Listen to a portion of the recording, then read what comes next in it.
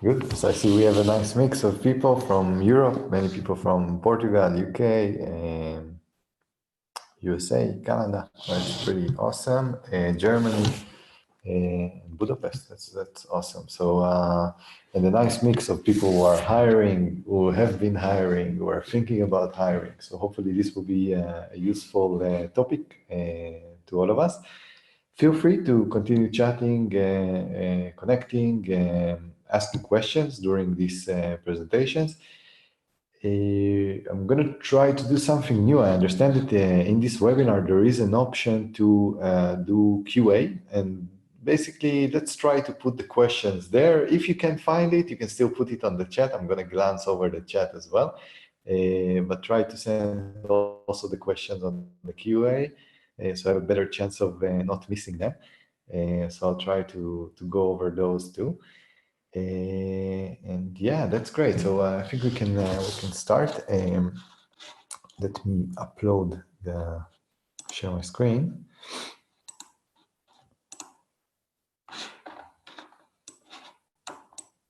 Good. Okay. Can you see my screen? Let me know in the chat.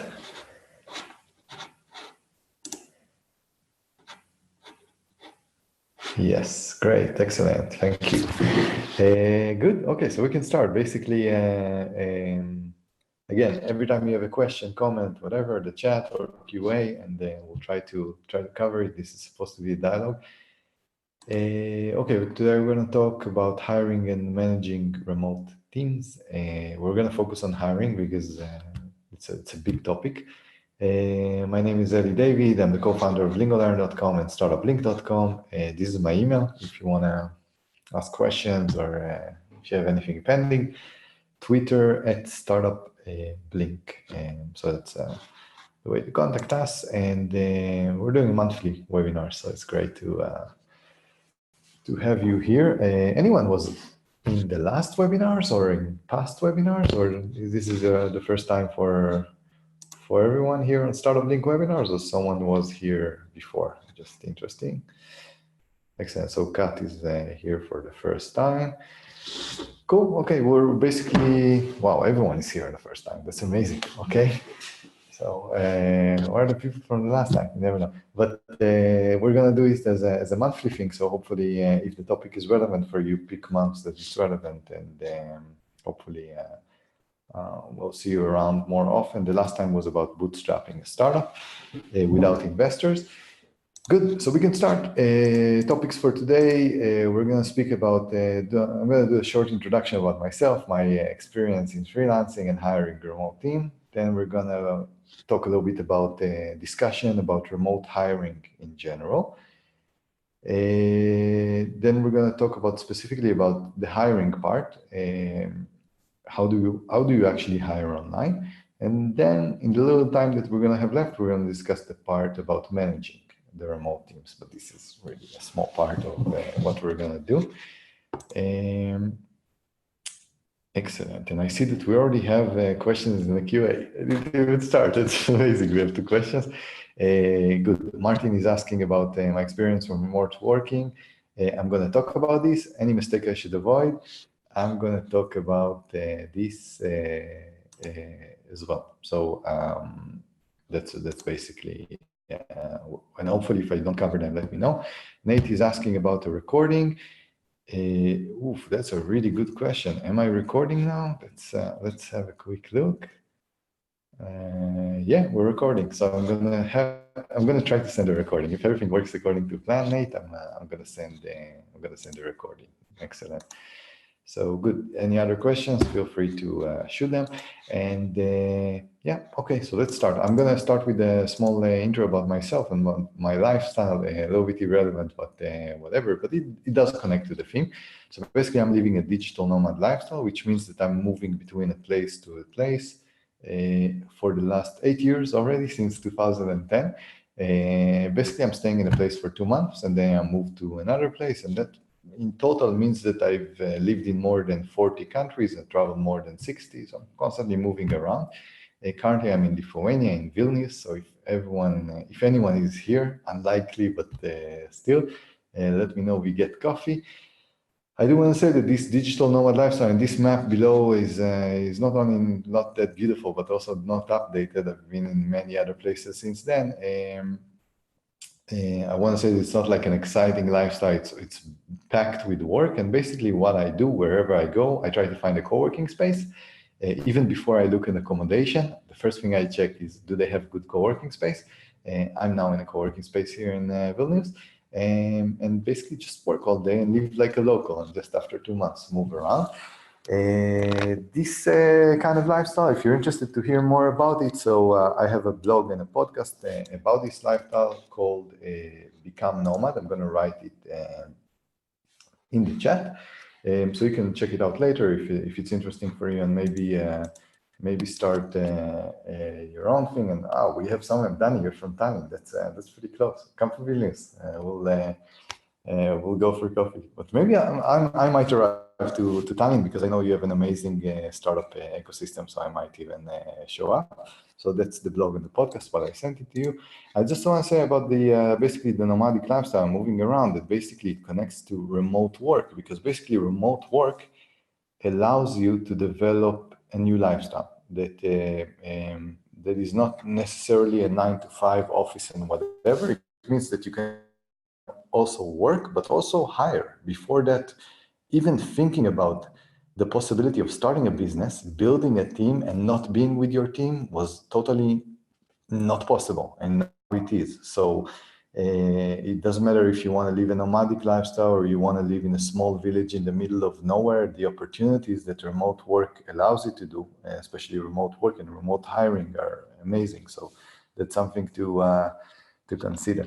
So that's basically about my lifestyle. And let's talk a little bit about my experience. For what did I build so far? And everything I've built, I've extensively used the hiring. Basically, I used remote teams for anything. The first thing that I did was actually being on the other side of the equation. I was freelancing and preparing business plans for clients for 4 years. I'm mainly on Upwork. And the interesting thing over there is that during those 4 years, I think after 1.5 years, I started hiring people to help me to scale the business. So the idea is that I was working and hiring at the same time at the same platform, and that was interesting. And I'm going to speak a little bit about some of the impressions or the insights I got from this period. I also started Become Nomad that I talked about, and Become Nomad is a blog and podcast about the nomadic lifestyle. I designed the blog. It's a nice blog. It used to be like 10 years ago, well designed. Now it's like totally outdated. But when I started it, I saw that I can't write.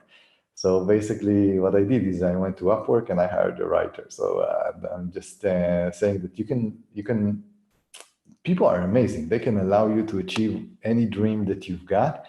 And they complete you in the things that you don't do well. And the blog and podcasts are working, and they're great, and they're actually generating a little bit of revenue as well.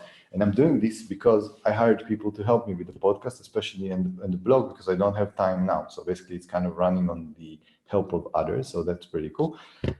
My other business is lingolearn.com, an online language school. And basically, I think our Czech friend also he's also teaching languages. So that's great. Maybe we can connect later. So Lingolearn is an online language school teaching about 10 languages.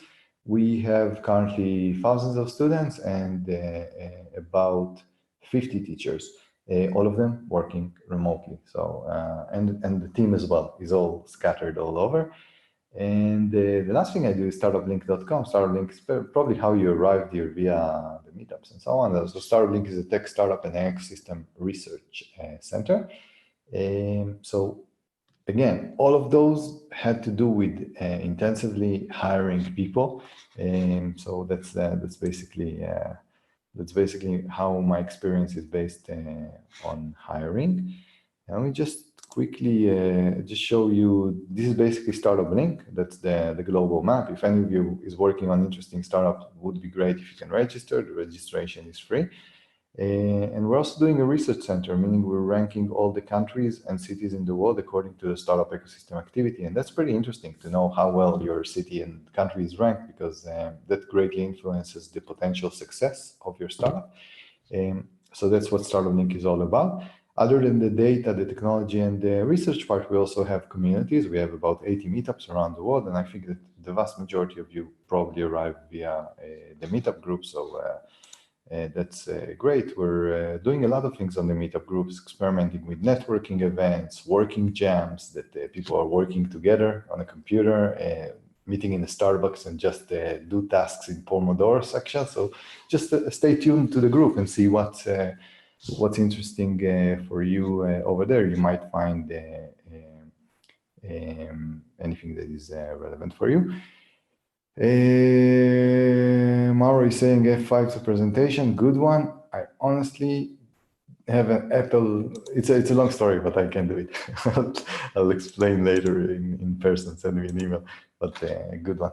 Okay, let's talk about why hiring is good in general, okay? So first of all, hiring is a must if you don't have the technical skills. Let's say you want to do some kind of coding in JavaScript on your site and so on, or design something. You're not going to learn how to program PHP or JavaScript. So sometimes you must hire. There is no other option. If you have a business, in some cases, you're going to have to hire.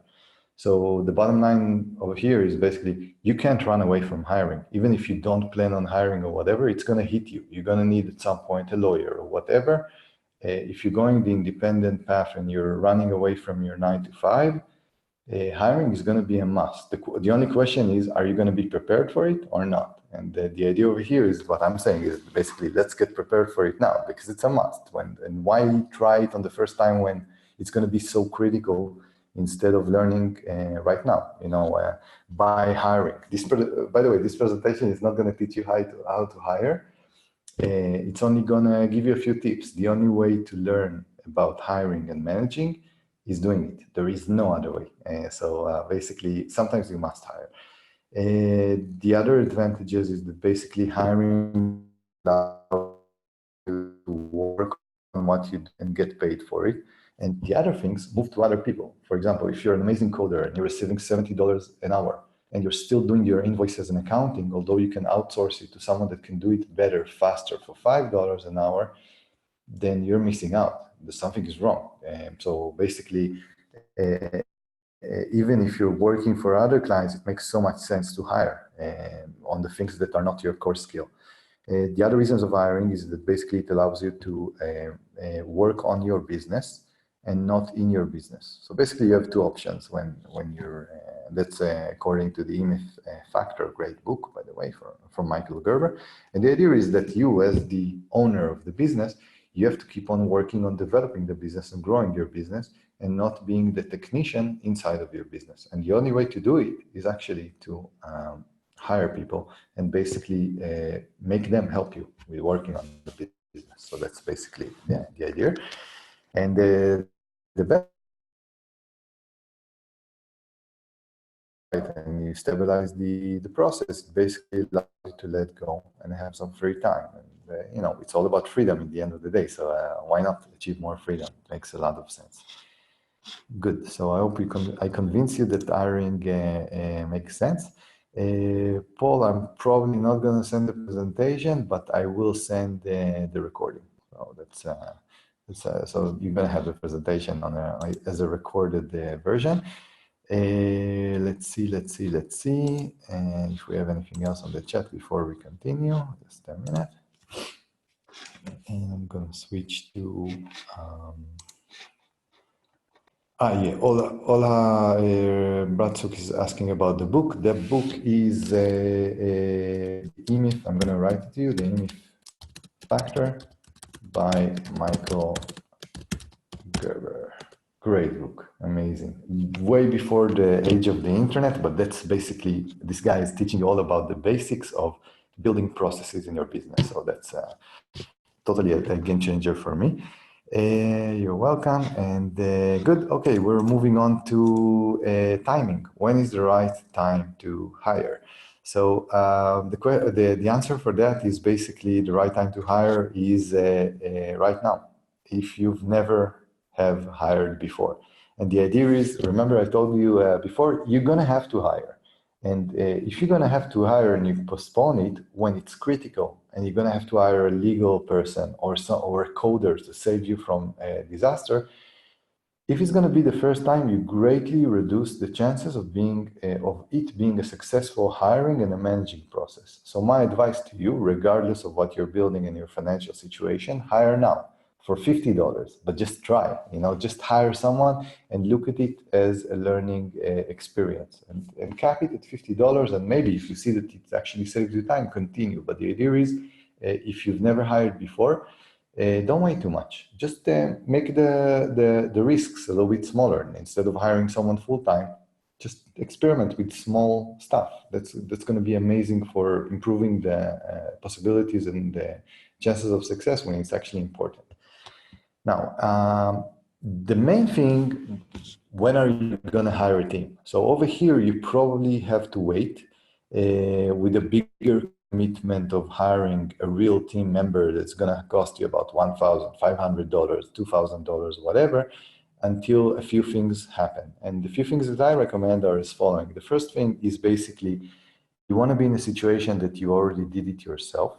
And over here, I'm saying that the task, unless it's a highly intense technical task like coding in PHP, if it's a sales task, marketing task, accounting task, even documenting things on the Excel, try to do it yourself first time so you understand it. One of the biggest enemies of successful hiring is hiring someone, giving them a task that you have no idea how to do. If you're giving someone a task that you have no idea how to do yourself and was not done yourself, you greatly reduce your control of the task, the ability to give feedback on the task, the ability to help on the task, and the ability to evaluate the result of the task. So the idea is, don't rush too much to hire. Try to do the task yourself, at least to have a little bit of understanding. And the idea is to hire a full member after you did it yourself. You understand what has to be done. You understand what has to be repeated. And in a phase where you're scaling. So the idea is that you're evacuating yourself from this and you go work on the important stuff that will generate more money. Usually it's good to hire when when your business is already generating a little bit of money. So you're not super stressed about the result, basically, because then you can be in a situation that after 15 days you have hired someone and money is not flowing and was not flowing before, and you just end it as a traumatic experience. So the idea is, hire when you have a little bit of something that, I'm saying hire full-time or hire someone on extended hours only when you have something good, kind of revenue, kind of a business model. So that's also important, not to rush too much into fast hiring. However, I have to tell you that from my experience, from what I've seen so far, most people hire too late. That's 90% of the people, and only 10% of the people hire too fast. So the more entrepreneurial you are, you're going to hire too fast. But the idea is that a lot of us are getting stuck for years instead of hiring. And that's a crazy waste of time. So that's something that is better avoided.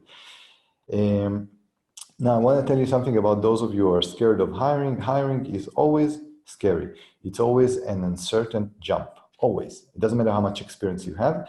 The result of hiring is always uncertain. There is the following. If you know what you're doing and you know how to hire well, the chances of success are about 70%. It still means that there is 30% chance that you're going to lose a lot of time and a lot of money, but there is 70% chance that basically this person is going to do so much impact on your business that it's going to be the best thing you ever did. So those are amazing possibilities, a good success rate for something that is so impactful. However, in the beginning, when you start out, the chances are it's going to be more into the 30s, 40s, and 50s. So the idea is to get better at it, experiment with it, get better at it. And it's really important to have this 70% of success. And that's what you should aspire to. So the idea is that always some of your hires are going to be a flop. People are going to disappear on you after 2 weeks. They're going to be a disaster, but a lot of them are going to be the thing that basically change their business for the good. And the basic, maybe some kind of a conclusion here is that the bigger your financial goals are and ambitions are, and the bigger your free ambitions are, that you want to disconnect from the business at some point and kind of have something running while you have an actual life and the ability to disconnect, more hiring is becoming critical, hiring and managing as well. It's kind of a little bit of a lesson.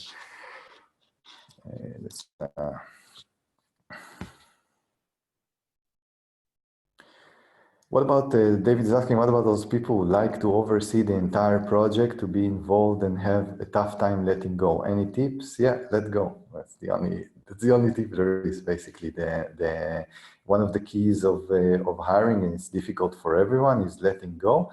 But letting go is also the beauty of it. In a way, you're kind of, by letting go, you're saying, hey, people are more intelligent than me. A lot of the people I work with are going to make better decisions than me. So I think it's more like a mindset change, that you're basically saying, I'm not doing it because it's going to be crazy if I do everything in my business. I'm here to get people unstuck. And then start thinking of yourself as a mentor. That's basically the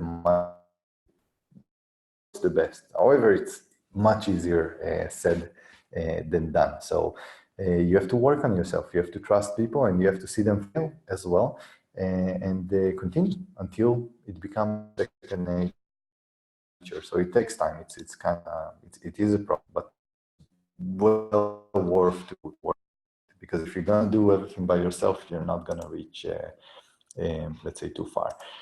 Okay, let's see. Moving on to this is my profile in Elance. Elance no longer exists. It's now part of Upwork, but it's just a demonstration of what how life used to be when I was not doing startups and was actually working for other people. I think I liked it better. I don't know. I think about it, but that's how a profile of a freelancer look at the freelancing platform. So just for you to know kind of what's going on. And I'm going to let you know a little bit of inside information from being a freelancer, because hey, how can you hire people if you don't know them? You know, so basically it really helped me.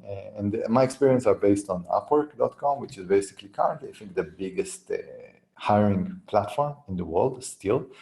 It used to be Freelancing Odesk and transitioned into Upwork. You have the link here.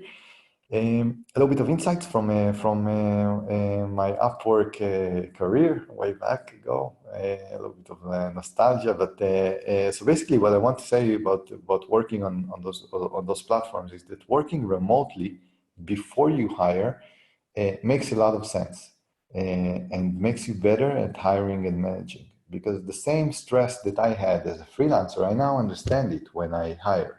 When I didn't really understand, get clear instructions, or when I didn't know if people are going to pay me, when are they going to pay me, what exactly do they need from me, and so on and so on. So the idea is that when you're actually playing when you're in the mindset of the other side, it really helps out to basically manage them and hire them and so on and so on. So I recommend it just as an experiment.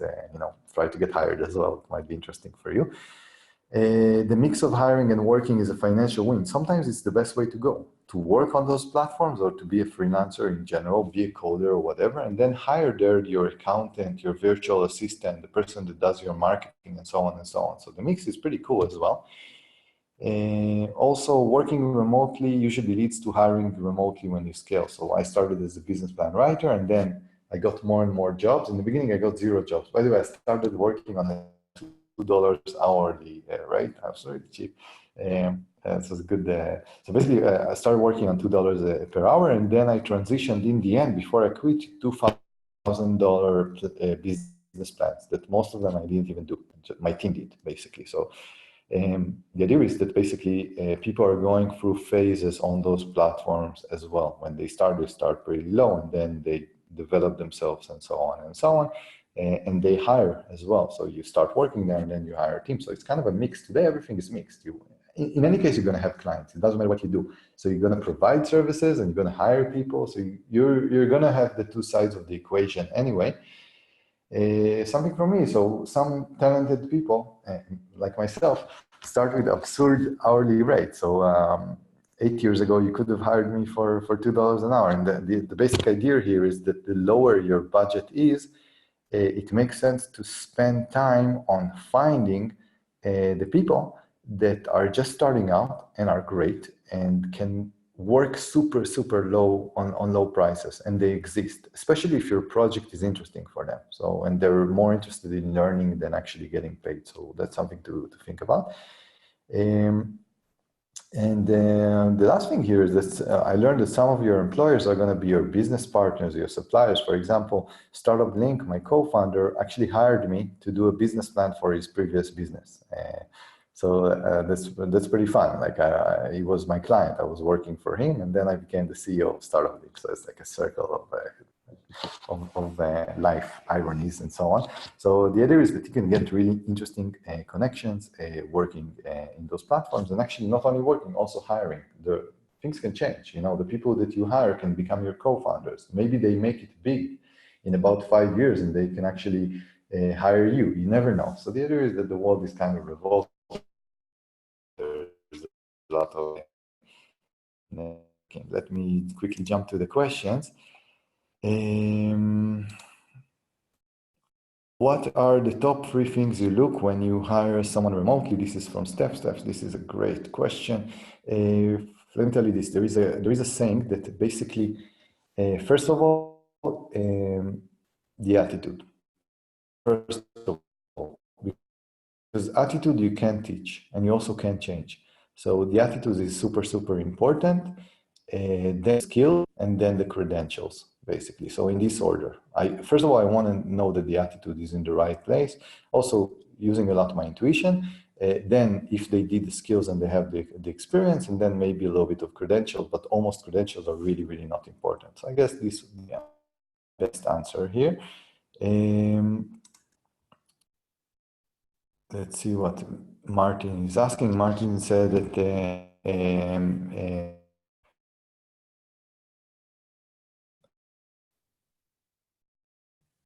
yes. So Martin is asking about how the technical skills. So first of all, Martin, in some cases, you're gonna have to plunge into the water and hire people when you don't have the technical skills. There is no other choice. So you're gonna have to do it. However, if you do have the technical skills and you did do it yourself, the chances of success are always higher. But in some cases, it's impossible. So it's better to hire than simply not do it. However, if you can try doing it on your own, it's going to be better for the chance of success. So in some cases, like coding, there is nothing you can do. You're just going to have to hire someone and not really knowing if they're doing good enough job. And that's kind of okay. And over here, you have to trust the most powerful tool that you've got, which is your intuition. And your intuition is there to tell you basically if it's okay or not. Vincenzo is asking about how do you increase or develop trust? Like any other human, it's a natural process. And again, the intuition word comes a lot into play here, especially remotely. Intuition is critical here. There is no other good thing for trust other than intuition. In the beginning, you don't take so many risks. For example, you're not going to give a freelancer you just hired your credit card. So the idea is also to have processes in place that the worst case scenario is not going to break you down, you know, but trust has to be there. Basically, the minute that you hire someone, you get them inside the business, there is a definition, there is no other way around it. You're choosing to trust a person just like you choose the person walking in front of you in the street not to beat you up. That's life. You have to trust. There is no basically other option. But yeah, going back to your question, Vincenzo, the remote thing is making life more difficult. So the idea is that if you actually meet someone face to face and you sit with them and so on, there is some kind of a connection that is not there when you work remotely. But I have to tell you that I have a few people on my team that I never met, and we get along so well. I really, really consider them as friends. So the idea is that, but this is happening because we are doing calls. So what I would recommend is less emails on remote work, more calls. And we're going to speak a little bit about that. So it's definitely an issue, but solvable as well. And Omid is asking again about trust. Trust, again, is a big issue here. Again, it has to do with letting go. The minute you hire, you let go. You trust the world, basically. The vast majority of people don't want to mess with you. Like they have other plans. You know, they're too worried about other things than do you harm. So the idea is trust the world and trust your intuition as well. If your intuition is telling you, hey, this person is kind of, I'm not really connecting well or the vibes are not good, then no. That's the nice thing about hiring. You have a lot of potential candidate. And Andre is asking about a recording. Yes, I will share a recording unless something goes horribly wrong. So that's something that we're gonna do. Excellent, good. So let's get back to the presentation. Good. Let's see if we have something on the chat. Just a second. Oh, many people today. 61 people. So,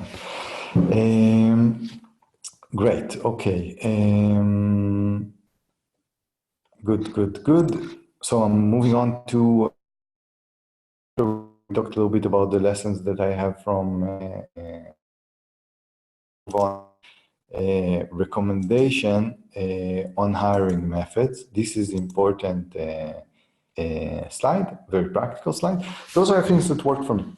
So I'm not sure about it. To be honest, like everyone has their own, let's say, sources of hiring. But those are the things that worked for me in the last few years. I'm going to share them with you, and probably you have other experiences as well. By the way, other experiences, feel free to share them in the chat. We're all brainstorm. So if you're using some kind of a thing that is not listed here, I haven't spoke about, share it in the chat with everyone. That will be great. The first thing I'm using is Upwork.com. Upwork is still the biggest freelancing platform in the world. Recently, they're annoyingly increased their commission to 20%. That's a little bit of a problem. However, if you're looking for talent and if you're looking for a vast supply,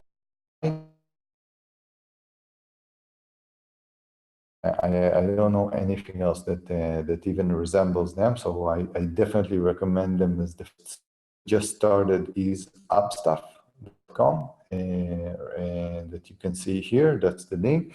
I've been using them recently. They're pretty good and they're free. So they're basically just making the connection. Probably they're going to charge in the future, but now they're on a running phase, so it might be worthwhile to check them out. The other thing I'm using is Facebook groups. Facebook groups are pretty good, especially if you're going for niches. Let's say you're from Sweden and you have an online school for languages and you want to hire Swedish teachers that speak Swedish. So basically, going to a Facebook group of Swedish expats in Thailand makes a lot of sense because you actually get people that are currently living out of Sweden and speak Swedish, and they are probably going to work for a lot less money than they would be working in Sweden. So there are many hacks here, and Facebook is going to help you with that. So Facebook has not been a major success for me. I would still say the vast majority have been from Upwork and HubStuff, especially Upwork, but it's something that I'm looking more and more into. The thing that did work for me, and I totally recommend, is face-to-face meetings and networking events. So the more you meet people in real life, not in front of a screen, but what's really real life. So basically, the more you meet people in real life, the more chances you've got to meet your people that actually will work for you as a team. So do not shut down in real life to the opportunity of meeting people and having them work remotely for you. That's happening all the time. And like we said before, on the intuition part, it's going to be a lot easier because you're going to meet them, you're going to go for lunch with them, and so on and so on. You're going to meet the person. It's going to make life easier. So don't shut down. Real life is great. I'm also recommending public speaking, just like I'm doing now, or whatever, or real events that I'm doing wherever I go. I'm giving talks, and over there I meet a lot of interesting people, usually much younger than me, students and so on, they've started to talk, and then 2 months after they somehow work for the blog or for StartupBlink. So that's also a way to kind of meet really high quality people that you can hire. One more thing to do is to use your network. I don't do it enough, but the idea is over here. For example, you post a LinkedIn post on your profile. Hey, I'm looking for this person. You post it on Facebook. You actually ask people that you trust, hey, do you know anyone that is currently available? And the idea is that someone is validating for you a great person. So that's also a really good way of hiring. Other methods that I haven't really tried, but many people report that are successful, is using LinkedIn. Basically, when you search, you have this looking for the next opportunity and so on. So you can actually approach people on LinkedIn. Fiverr is really good for hiring. Lots of people hire there. It's more over there. It's less for team and more for gigs, but it's still working out well. One more platform is People Per Hour. And the last one is AngelList, which is more for startups and a little bit more full-time jobs, more serious, high-paid jobs, but it still exists and it's used very frequently, especially in the US. So that's the hiring methods. And do share more hiring methods in the chat if you have. So we have a question about from DL about how do I deal with time zones. Time zones are super difficult. You deal with them by either, if time zone is critical and you need people to be on certain hours, don't hire from a specific time zone. If it means that if you're hiring someone from, let's say, the Philippines, and you need them up at 8 o'clock in the morning USA time, I don't know the conversion, but the idea is to make sure that they can be there. So you have to speak with them and tell them, hey, I expect my team is working from 8 to 5 USA time. Can you actually be in this situation? And if they say, whoa, that's a bit tricky, don't hire. Or hire those people for jobs that are not time sensitive, that you don't need to do them live. So that's basically the idea, but it is a big advantage to hire people from your region. I'll tell you that last year when I was digital nomad in Colombia, I woke up specifically on 6:30 every day to do calls at 7. When I was in Thailand, I stayed late and I did calls at 9 p.m. So the idea is that you also adjust yourself as well. But what you wrote here about hiring people remotely so they can do work while you sleep, it's not an advantage. It's definitely a disadvantage because a good team, it should be in a situation that they communicate during the day. So we're going to speak a little bit about time zone as well. So that's for that. And anonymous guy, we didn't know we could have an anonymous question. That's pretty cool. So an anonymous question would say, would you post a contractor job vacancy in Monster, India, for instance? You're anonymous, but I think you're from India. Monster is a big site. If they have a branch in India, I think I would. And I heard some good things about Monster. I never, ever tried it before. I think that for most foreigners that are looking for people to hire in India, they would probably go to Upwork. We're going to speak a little bit about why is it better to go to those online platforms. So that's basically that. Let's see if we have something. Okay, Flo is talking about Facebook ads. I heard a lot about Facebook ads for hiring. It makes sense to spend some money on Facebook ads. So some people have hired through Facebook ads and it's even better than Facebook groups. So that's a great advice. Excellent. I'm going to also put here, actually, that's why I'm not on presentation mode because we're actually doing changes live on Facebook ads. So I hope, Flo, it's okay that I'm stealing your ideas from my presentation. So good. Okay. Moving on to why should you use freelancing platform to hire? What's the advantages of freelancing platforms? So basically, yeah, let's start. So the biggest supply, they have the biggest supply and it's growing. So that's one of the major reasons. Everyone's going online. That's life. It allows you to connect to freelancer in low-cost countries. And over here, and let's go over the cost arbitrage because this is the critical reason of why people are hiring outside of their country, not only because they don't want to have an office and work remotely. If you have a talented guy in the USA and you have equally talented guy in India or in the Philippines, if you're going to pay them the same, it's very likely that the USA person will look for another job and the person in Philippines or India is going to be happy through the roof. So the idea over here is that basically a lot of it has to do with the cost of life where you stay. And it makes so much sense to hire in a place that has low cost of life. Absolutely, the ability to hire someone in a lower cost is much higher.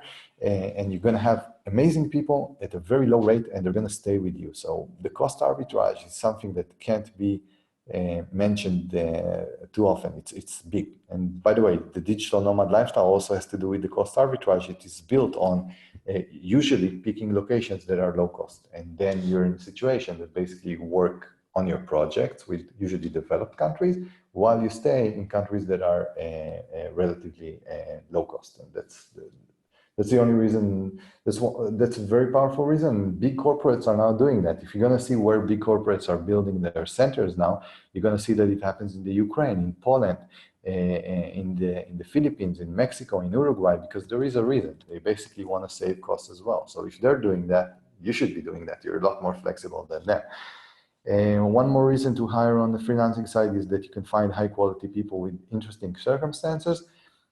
Give you an example, the Swedish person that we talked about before that is now in the Philippines doing an extended 1-year vacation, they're going to be willing to work for a lot lower rate and they're going to be happy with it. And you got a Swedish employee that can speak Swedish and teach Swedish in your school for very, very low rate. So the circumstances that people that are usually remote, maybe they're married to someone and they have to stay in a place and they don't have a work permit and so on and so on. The circumstances allow you to actually get amazing, talented people for relatively low cost. So that's one more reason. One of the reasons that it's very, very powerful is also to have this review-based mechanism. So just like when you book a hotel on booking.com and so on, you can see reviews on the person of people who hired them before.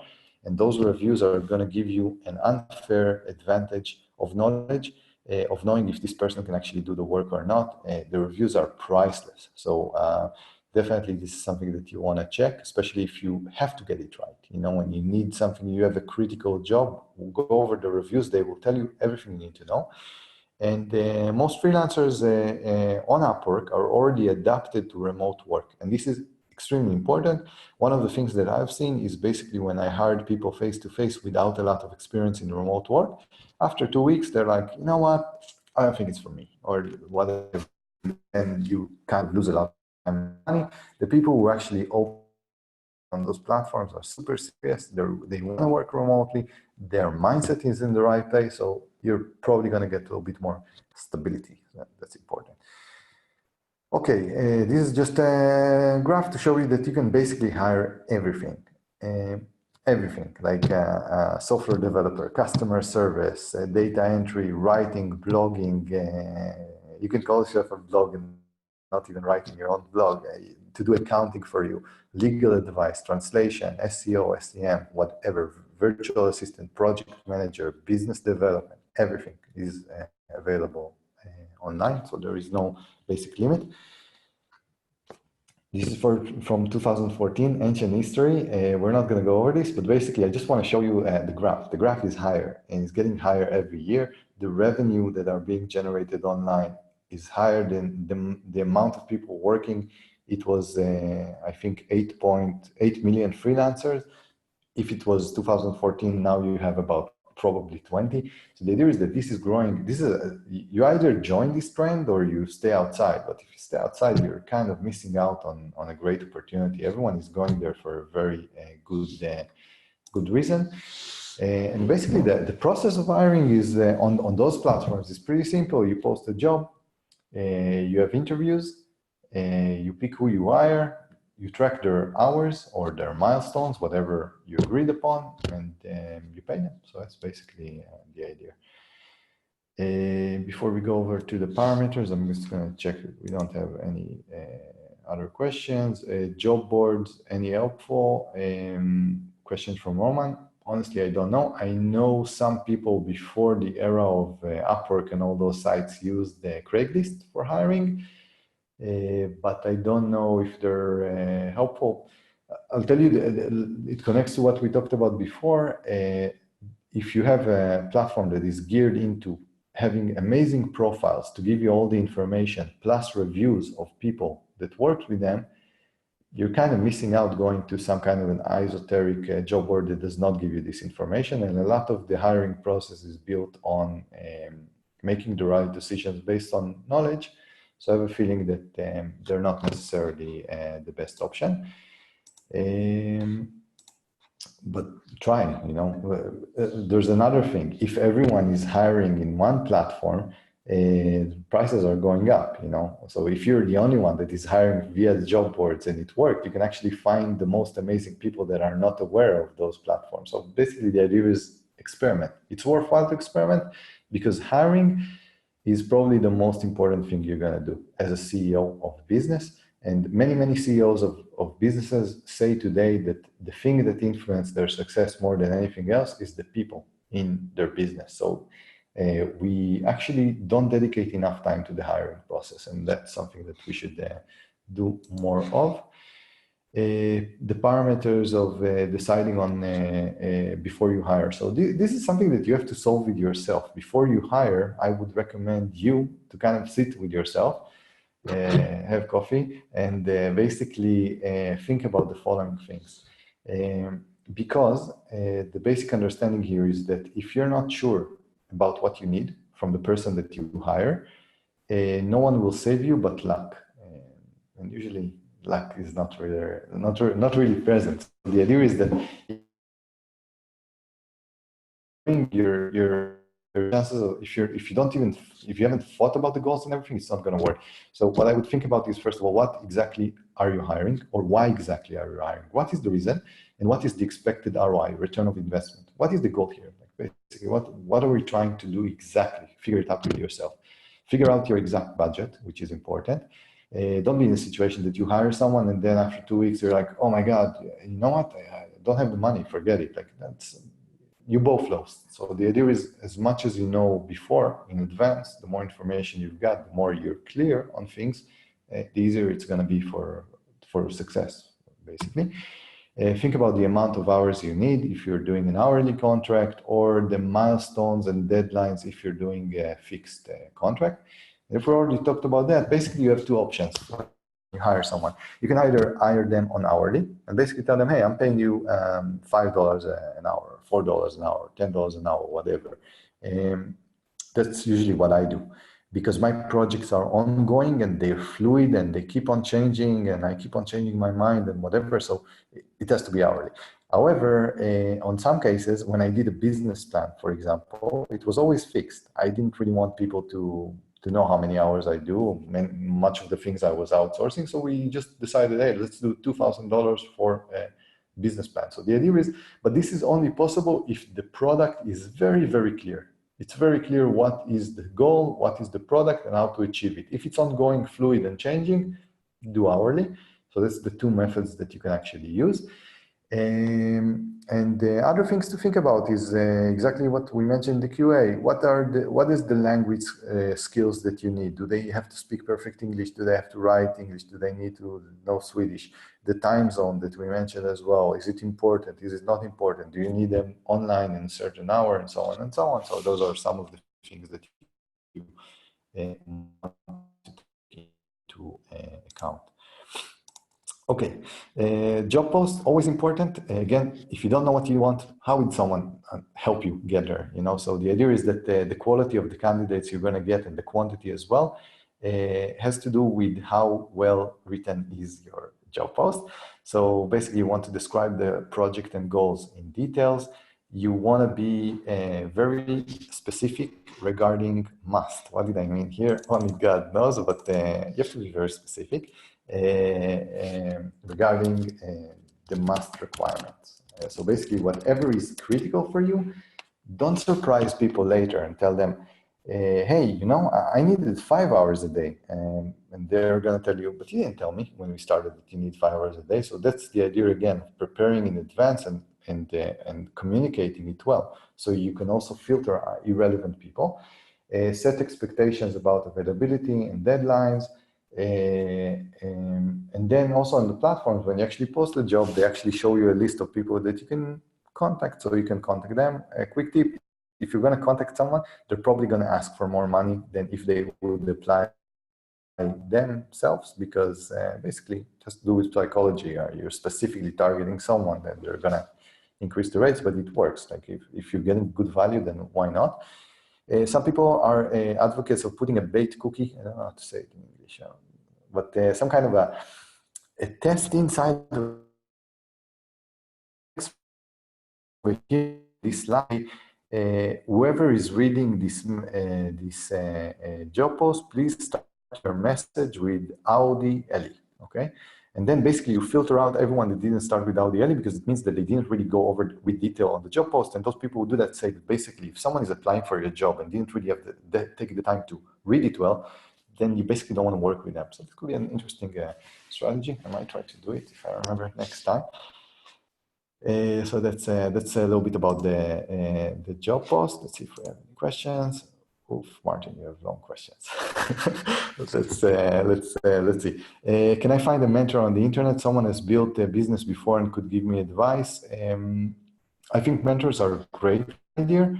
What I learned is that you have to experience it yourself. So basically, if you're not experiencing something yourself, nobody can save you. You only learn from your own mistakes in a way.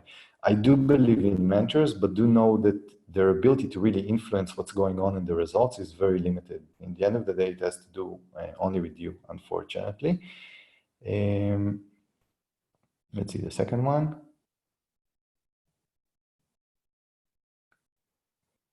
Yes, got you. Basically, Martin is asking a good question here about if you outsource something that you don't know about, you kind of not learn the skill, something just give up on. For example, coding. If you're a marketing person and you're the CEO of the company and you have to do sales, it doesn't make any sense to learn coding because the number of skills that you need to know today in the world is so vast that it's impossible to master all of them yourself. So the idea is to have general understanding about what is needed. Are you going to use PHP, Java, or whatever? But move on after that, because there is a limit. If you're going to go into details of any job that you're going to do, it's probably not going to work. So just excel in one thing and then use other people for other things. So basically, the bottom line marketing, many of the things has to be done on your own. Some things cannot. And nobody can really give you high quality advice. The best advice is reality when it hits you in the face, So that's basically that. DL is saying that he or she has a big problem with people not reading the job description clearly. Many people read the title and copy paste their resume. DL, this is not a problem. This is actually a blessing because your problems is receiving a lot of applicants that most of them are irrelevant. So in a way, if you are doing this copy paste and didn't even take the time to read your job post, you're very lucky because you can filter. You want to filter out and only stay with the top 4 people. So it's actually not a big problem. It's the biggest advantage that you've got because if not, there is too much noise and you can make decisions. So actually those people you don't want to work with. So forget about them. That's they actually help you by doing their copy paste.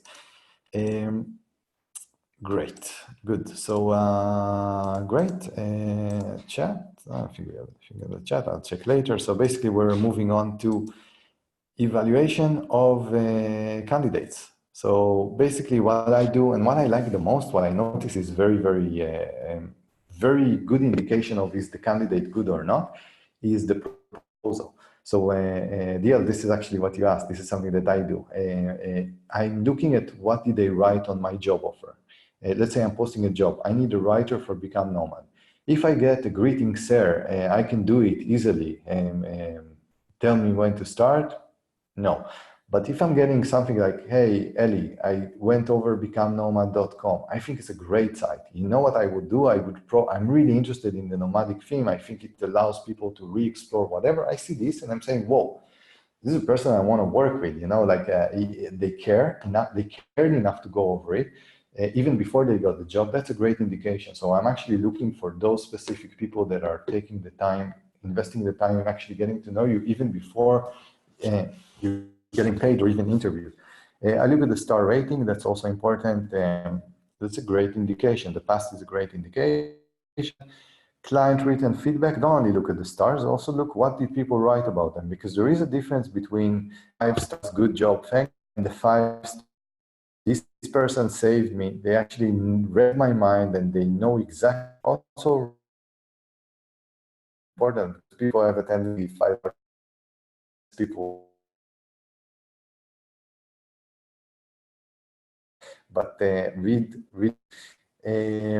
look if they did something similar to the job that you're looking So let's say you're looking for a design in vectors. I don't know, I'm just inventing. I know nothing about design, but the idea is that even if they have some 5 stars, but all their jobs were virtual assistants or designs for WordPress, then maybe it's not relevant. Try to figure out if they can do what you want them to do.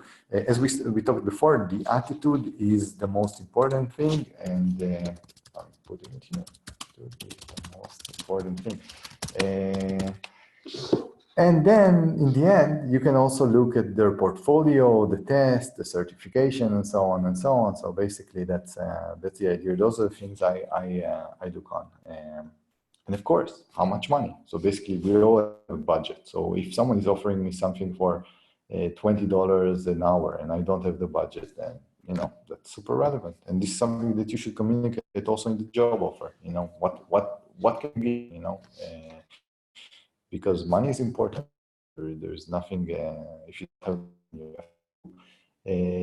hire lower paid people, and that comes back to the point that we made before. If you're in a situation that you need high quality people and you have very, very limited budget, try to find the gems, which are basically people that do not know that they're great, like me when I started with $2, and yeah, basically you have to take over here. You take more risks because you don't have star ratings. You don't know anything about them. Just from the interview that you did, you kind of say, okay, we have a good shot here that this person is actually just beginning, but he can be the best thing that happened to my business. So basically, that's something to consider. Okay. Let's see. Will the replay I couldn't find earlier? So yes, good. Chat. Let me quickly jump to the chat. This was actually me from Starlink offered me to do the QA. This is a lot better. So pretty cool. Good. Okay. So let's go over to the next slide, which is basically the evaluation of the candidates. How do you evaluate people? So basically what I recommend is doing the following. First of all, interview multiple candidates. Don't just interview one person and say, you know what? Yeah, okay, I think that's the person. I make a habit of interviewing at least 3 people if I can. If you interview, do not do interviews with email. Like that's totally, I saw people doing that and I totally don't understand it. So the idea is try to do a video call with them, try to figure out, because the idea is to give your intuition to make the right decision. So that's important. Try to do a call. One more reason to do a call, and Dia, we talked about this. You're going to be surprised that a lot of people that are scheduling a call with you will not show up or late. That's a great sign that there is a problem. So basically the idea of hiring is, what I recommend is take your time. Do not take your time, put filters, put little challenges, make it more difficult than what it can be, just to make sure that the people that are not relevant will filter themselves during the process. Your worst situation is hiring someone and then they're filtering themselves out while working for you. So you want to filter them before. So that's one more reason to do those calls. Ask relevant questions to your job post and make your expectations clear. Because if you're going to tell someone, hey, I expect you to work 5 hours a day, they're going to tell you, wait, I can't, I don't have the time. If you're not going to bring it up, you're going to discover this only after 2 weeks, and both of you are going to be frustrated. So bring those things up in the beginning. See if you get along well, because you really want to get along well with people. The people are going to stay. If you're going to have a good day or a bad day, because you're spending a lot of time with them, so that makes sense. Figure out if the freelancer finds your project interesting.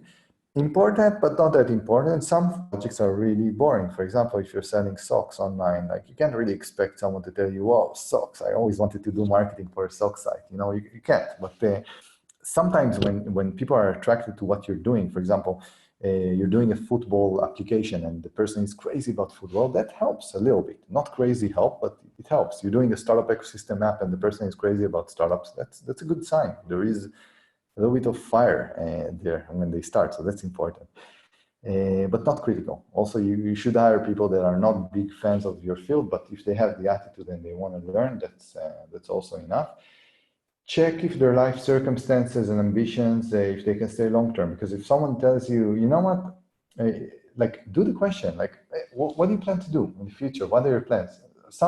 I interviewed someone that I was about to hire, and they told me, you know what, I really want to get a full-time job in an office I don't know, I think it was in Germany. So I thought to myself, whoa, actually, if I hire them, they're pretty much going to bail out on me the minute they find a job. So it doesn't make sense to train them and so on. Or someone tells you, you know what, I'm thinking about going on an extended vacation, backpacking trip in 4 months. You want to know this information. So avoid surprises. Again, hiring phase is a great phase to filter. Filtering after you hire it sucks. So you should take this into account. Ask for a quick test job. You can pay for this test job if it takes more time than you think, than a few minutes, and 10, 20 minutes. The idea over here is another filter. Some people are so lazy that they're like going to say, you're going to give them a test job, and they're like, whoa, I really don't feel like doing that. That's great. You're helping them as well. Basically, you filter them before they start working. And the test job is also good for you to kind of figure out what do they do best. So basically, usually I give a mix. I tell them on my side, tell me on the marketing side, what can I do to sell this product? Also try writing a paragraph about, so I kind of figure out what is it that they do best. Sometimes they don't even know, and I see and I say, oh, they write really well, although they applied for a finding bugs job in a website. So basically, it's really good, the test jobs, to kind of figure out what is the trend. And the last thing over here is basically to trust your intuition. And that basically means hell yes or no. That's a good sign. That's basically you're saying, whoa, I need this person. This person is great. That's the best thing. When you hire and you have a little bit of doubts, that's a really good indication that you have a little bit of a potential problem here. So on hiring, you really want to feel like, this is the right person. We're going to jump over a few things, and on the last slides, we're going to talk a little bit about the managing part. So we're not going to have enough time for the management part, but basically a few management tools that I recommend is, first of all, those time trackers. You have them on the freelancing site. If you want an additional solution, you can go to Hubstuff. Some of them are also going to provide you with snapshots of screenshots, which can be valuable. I usually don't use it because, as I mentioned before, trust is super important. So if you think someone is going to be on Facebook while they work for you, don't even hire them. It doesn't make sense. But the screenshots usually sometimes tell you an answer. If you have a problem with someone that works super, super slow, and you ask their permission to use this application with screenshot, I saw in one case that 50% of the time of someone working for me was him on Google Translate, trying to translate what I asked for. So you can kind of figure out a lot of things that are kind of interesting. But the time trackers is important, not to be because you also, as the boss, you kind of want to know how many hours they did because this greatly affects your budget. You don't want someone to tell you in the end of the month, you know what, I did 500 hours, and you're like, what? I can't pay for 500. So you want to be on a daily basis knowing what is their hours, and that's why it's good to use time tracking tools. Google Drive, needless to say, for SOPs, standard operating procedures. You have to build a lot of processes when you hire, have things documented. Basically, what is the process? How is the company dealing with things? Important because people are going to leave you. Nobody's going to work with you forever, and you don't want to be in a situation that when someone leaves and you have to train someone new, you don't know how to do it. Basically, you want a way that the company works. So always work with processes when you hire. That's super, super important. Tools of communication, Slack and Skype, recommended. Payment, I recommend PayPal and Pioneer. Best practices for managing people. Let's see if we have any questions before that. What do you do when there are more people working on one project? Martin is asking, great question. A lot of the time it's email and kind of hoping that people will respond in time. And this is something that I communicate with people before I hire. I told them, please respond on the same day. You don't have to do it on the same day, but don't leave it hanging because it's important for the team to work together. Usually it's email and meetings, Skype meetings all the time on a recurring basis. So that's basically how I deal with it. I don't think I do it well. Many people use Slack. I can't convince the team to do Slack, and even if I do, I'll probably not enter there anyway. So it's kind of working remotely is problematic. What about bureaucracies when you hire people from different countries? How do you deal with this? This is from Leonardo. I don't really see any reason to have bureaucracy. The only bureaucracy, how are they getting paid? So the minute you decided that they're getting paid, sometimes they figure it out on the move as well, and that's also great. So the idea is there isn't that much bureaucracy. So there is no need to overcomplicate things. In the end of the day, how many hours did you do? What's the hourly that we agreed upon? What are the milestones if you do a fixed project? And then just pay them. And the freelancing site actually take care of the payment as well. So basically, there are zero bureaucracies that you should care about. So that's for that. Okay, moving on to management best practices. So we talked about the weekly recurring. Try to have a meeting weekly recurring. Why weekly? Every Monday at 4, because remote is difficult. You can easily lose track. And basically, if you have an agreed weekly recurring meeting, it happens, and people don't disappear, which happens a lot in remote work. Keep track on the budget and hours to avoid surprises. We talked about the time tracking. Help your team, help them get unstuck. That's also important.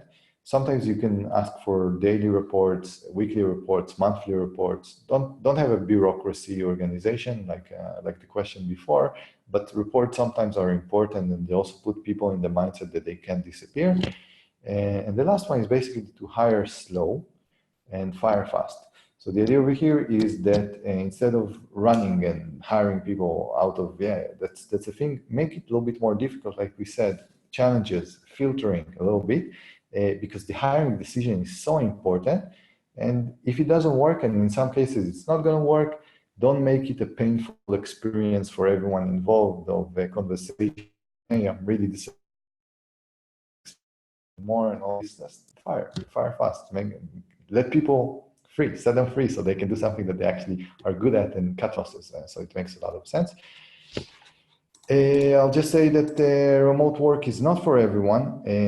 It's not an optimal solution. I honestly think that working in an office is better. It's more productive. There is more human touch and so on and so on. But sometimes there's no choice, especially if you're traveling around the world and if you want freedom. So it's a great thing, but it has its challenges. It's not for everyone. It's not like 100% of the people should go remote.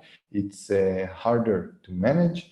It's harder to work and harder to manage. Although some people really thrive on remote work, working from home for fun. Some people is amazing.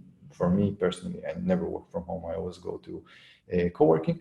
You have big companies that actually pulled it off. This is Automatic, which is doing WordPress.com, and they're up to today remote, and they have those are stats in 2014, I think. So now they have a lot more.